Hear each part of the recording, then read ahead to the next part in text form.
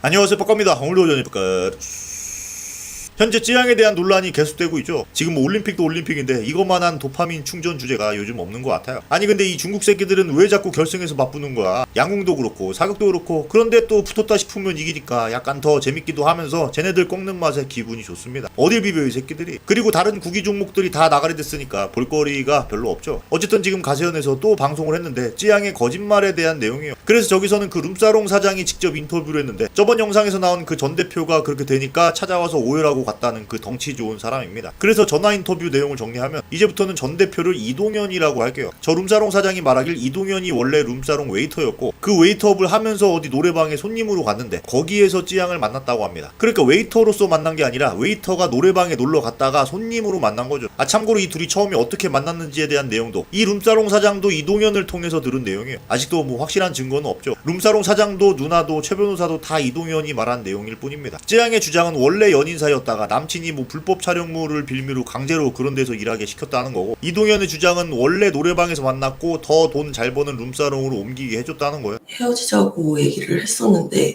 이제 그때 헤어지자고 하니까 제 몰래 찍은 동영상이 있더라고요. 그거를 이제 유포하겠다고 이제 헤어지지 못하게 협박을 했었고, 그 뒤로 되게 엄청 이제 그때 당시에 이제 본인이 일하는 곳에 데려갔었어요. 앉아서 이제 술만 따르면 된다. 근데 일반 평범한 여대생이 룸사롱 실장을 만날 일이 그렇게 흔한가 싶은데, 어쨌든 저 룸사롱 사장은 처음에 어떻게 만났는지는 이동현한테서 들은 내용이고, 그 이후에 찌양이 자기 룸사롱으로 와서부터는 진짜 본인이 경험한 내용을 말하죠. 그러면서 이런 업종이 이직도 작고 출퇴근이 자유로워서 꾀임에 빠져서 강제로 일을 할 수는 없다고 합니다. 뭐 요즘 같은 시대에 서울 한복판에서 강제로 일하게 하는 건 있을 수가 없긴 하죠. 근데 이건 찌양과 이동현 간에 어떤 협박과 압박이 있는지 모르는 상태에서 그냥 통상적인 현재 이쪽 바닥을 얘기하는 거예요. 전 지금 최대한 중립을 지키려고 하는 겁니다. 그래서 이동현이 원래는 다른 집 웨이터였다가 저 룸사롱 대표가 있는 여의도로 이직을 했고, 그 이후 2달 뒤에 찌양을 나중에 데려왔다고 합니다. 와, 근데 내가 또 이 바닥을 잘 모르는 건지, 내가 좋아하는 여자친구를 이런 일에서 그만두게 하면 모를까 룸사롱으로 데리고 들어온다고, 뭐 내가 너무 막혀서 그런 건지 저로서는 이해할 수 없습니다. 그래서 저 사장이 말하길 찌양을 데려온 이유가 그 동대문 노래방에서 일하면 시급이 낮은데 여의도 룸사롱은 단가가 세대요. 동대문에서는 시급이 35,000원인데 여의도로 오면 2시간에 12만원이라고 하니까 한 2배 뛰는 거죠. 어쨌든 그리고 저 사장이 몰래 여자애들 빼오려고 당시 그 찌양이 일했던 노래방에 이동현이랑 같이 가봤는데 그곳은 손도 못 잡게 하는 곳이었다고 합니다. 그러니까 여기서 찌양 팬들 입장으로서는 조금 이제 기가 사는 내용인데, 우리가 상상하는 뭐 어디 나가고 그런 건 아니었던 거야. 손도 못 잡게 하는 곳이었다고 합니다. 나름 이쪽 바닥에서는 건전한 측에 속해 보이죠.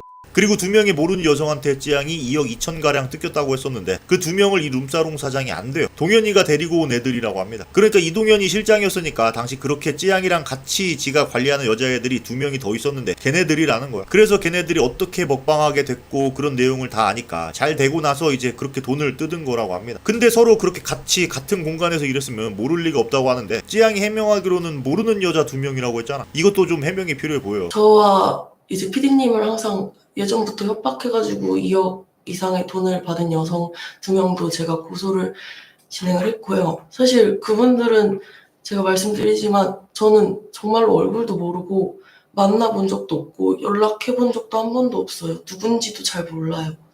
근데 3년 전에 이제 전 소속사 대표가 저에게 이 여성 2명의 얘기를 꺼내면서 이제 자신이 과거에 아는 사이였다고 협박을 하고 있다고 했어요. 그래서 이제 제 돈으로 입을 막자고 했고, 저는 어쩔 수 없이 그거에 따라서 이제 피디님이 대신 나가서 그 2명 여성을 만나서 그때부터 약 2년여간 1,600만 원 정도를 이제 주게 되고, 현재는 고소장을 이제 접수한 상태입니다. 자, 그리고 이제 저 룸사롱 대표가 하나의 음모론을 주장합니다. 뭐 이게 사실 말만 나오는 통화 내용이기 때문에 본인이 경험한 걸 제외하면 사실 다 주장이긴 하죠. 찌양의 현 소속사 대표가 찌양을 뺏어갔다는 거예요. 뭐 당연히 이동현의 입장을 들었으니까 그렇게 생각하는 거겠죠. 이동현이 대표일 당시 생활의 달인 PD 출신인 문 PD를 스카우트해서 데려왔더니 이 문 PD가 이제 뒤로 찌양을 데려갔다는 주장입니다. 그렇게 5, 6천 개씩 녹취를 준비한 게 사실은 사업자를 뺏기 위해 준비를 한 거라고 합니다. 그래서 현재 문 PD가 이동현을 쫓아내고 그 위치에 있다는 거죠. 그런데 이렇게까지 벼랑 끝으로 몰 필요가 필요가 있었나 싶어요 제가. 아니 부모 자식 원수도 아니고 동현이가 개국공신 아니 그 만든 앤데 살 길은 트여주고 보내야죠. 이미 지고 다 죽어가는데 그것도 밟아보겠다고 이렇게 안타까워하죠. 근데 사실 결과가 이렇게 됐으니까 이동현 측 사람으로서는 원망할 수는 있겠는데 찌양 소속사에서는 당시 진짜 죽어라면서 그렇게 했겠습니까? 당시 통화 내용 들어보면 찌양 측 소속사에서도 이동현의 그런 결정에 대해서 굉장히 안타까워해요. 그리고 진짜 이동현이 퍼뜨리려고 한다면서 오해하고 있었죠. 이래서 최우석 변호사가 사탄인 게 죽을 것 같이 스트레스 받는 이동현이란 걸 바로 옆에서 알면서도 뒤로 레카들한테 퍼뜨려서 재소송 당하게 만든 사람이잖아. 이게 상황을 알면서 행동하는 것과 모르고 행동하는 것은 천지차입니다. 어쨌든 마지막으로 저 사장이 두 가지를 얘기하는데 첫 번째가 이동현 누나가 동생 죽음을 아무렇지도 않은 것처럼 얘기하는 거에 대해서 비난받고 있는데 현실적으로 그런 아픔을 겪었다 하더라도 가정도 지켜야 하는 사람인지라 그렇게 초월하는 모습이 맞고 이해해줬으면 좋겠다고 합니다. 그리고 두 번째는 찌양이 자기 감정 표현에 서툴고 여리고 착한데 근데 지금 이동현 포지션에 있는 사람들이 찌양을 지키지도 못하고 이를 키우고 있으니까 찌양은 그렇게 계속 끌려가지 말고 자립했으면 좋겠다고 해요. 뭐 정상적인 반응이라고 생각합니다. 그래서 여기 나오는 내용을 정리하면 저 룸사롱 사장은 찌양이 노래방 도우미를 하다가 서로 만났다고 이동현한테서 들었다. 찌양은 손도 못 잡게 하는 나름 건전한 곳에서 일했다. 현 찌양 소속사가 이동현을 팽하기 위한 작전이라는 주장이 있다. 이 정도가 되겠죠. 그럼 이제 봐야 할 포인트가 찌양이 이렇게 과거 룸사롱 사장도 나온 이상 본인의 과거에 대해서 어떻게 다시 해명을 할지 궁금합니다. 그리고 아직은 이동현을 걸쳐서 알게 된 저 여의도 룸사롱 사장만 나왔지. 곧 있으면 과거 그 동대문에서 같이 일했고 구제역이 500씩 던져줬던 저 인력사무소 사람들도 있거든. 저 사람들까지 나온다면 일이 더 커질 것 같은데 과연 찌양의 입장이 궁금합니다. 나도 이제 어떤 살짝 느낌이 오긴 오거든. 그래도 최대한 중립을 지키려고 하는 게 지금 보이실 텐데 진짜 그런 과거가 사실이라면 거짓말은 또 하나의 거짓을 낳기 때문에 빨리 말하는 게 좋다고 생각합니다. 감추고 하다 보면 또 그 감추는 게 꼴보기 싫어서 나오는 사람들도 또 나오고 또 그것도 감춰야 돼서 또 협박당하고 평생을 그렇게 조마조마하게 살아야 되는 거야. 어디 한탕하고 해외로 튈 거 아니잖아. 요즘 세대의 진실은 감춰지지 않습니다. 그리고 구독자들은 내 눈앞에서 지금 거짓말하는 유튜버를 더 싫어하죠. 물론 과거 진실을 말하면 몇몇은 떨어져 나가겠지. 근데 그렇게 과거 때문에 떨어져 나가는 사람보다 현재 계속 거짓말을 하는 모습 때문에 떨어져 나가는 사람이 훨씬 많다고 봐요. 뭐 그럴 리는 없겠지만 찌양 구독자가 막 10분의 1로 떨어졌다고 생각해봐. 그래도 100만 유튜버야. 본인이 꼭 무결성한 1000만 유튜버여야 될 이유는 없잖아. 나도 그렇고 사람들은 다 부끄러운 과거가 있고 잘못도 있고 실수도 하고 그렇습니다. 근데 그건 과거고 이제부터라도 성장해 가면 되겠죠. 뭐 어때, 자기를 진짜 좋아하는 사람들이랑 더 좋은 일 하면서 살면 되는데 이런 게 인생이라고 생각합니다. 계속 욕하는 사람들은 원래 욕할 사람들이고 욕하고 싶어서 욕하는 거라서 시간 지나고 걔네들도 도파민 떨어지면 알아서 떨어져 나갈 거예요. 그래서 제가 이 바닥에서 뭐 병신 같은 공격이 들어와도 아무렇지도 않잖아. 정상적인 사람들하고만 같이 콘텐츠 공유하면 됩니다. 한편 현재 찌양 소속사 측도 이게 찌푸티라면서 템퍼링이 아니냐는 의혹이 많은데 이거에 대해서 또 해명을 좀 해주시기 바랍니다. 뭔가 굉장한 대형 유튜버에 대해서 여러 가지 의문점도 많고 의혹도 많고 거짓말도 많다 보니까 계속 불이 안 꺼지고 있는데 확실한 건 찌양의 이미지가 점점 떨어지고 있다는 거. 저도 개인적으로 찌양이 자립했으면 좋겠습니다. 그래서 오늘 한 줄 평. 그래도 과속보단 중립이 낫다.